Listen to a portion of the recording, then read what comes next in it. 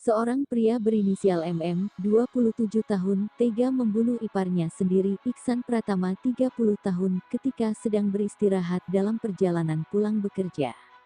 Polisi mengatakan peristiwa pembunuhan ini terjadi karena pelaku sakit hati terhadap korban.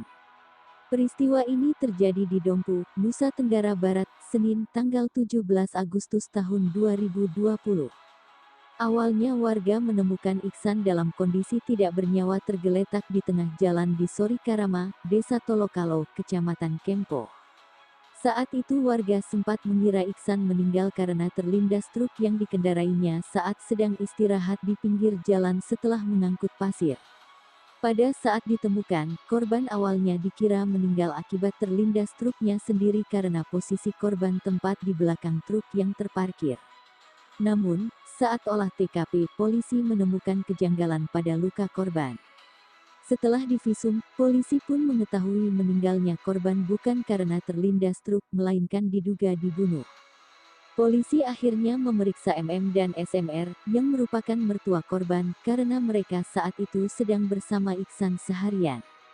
Dari hasil pemeriksaan itu kemudian diketahui Iksan tidak terlindas truk, melainkan dibunuh oleh MM, yakni iparnya sendiri, yang saat itu juga ada saat Iksan meninggal tergeletak di tengah jalan. Polisi menduga MM membunuh korban akibat sakit hati dengan korban yang ingkar janji untuk menjadikannya sebagai sopir truk milik korban.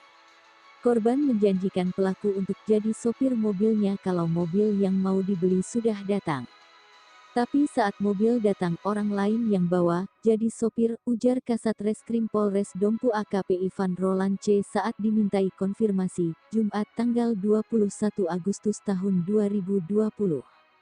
Ivan mengatakan, sebelum dibunuh dan ditemukan meninggal pada Senin, tanggal 17 Agustus tahun 2020 dini hari. Antara korban dan pelaku sempat terjadi cekcok membahas persoalan itu.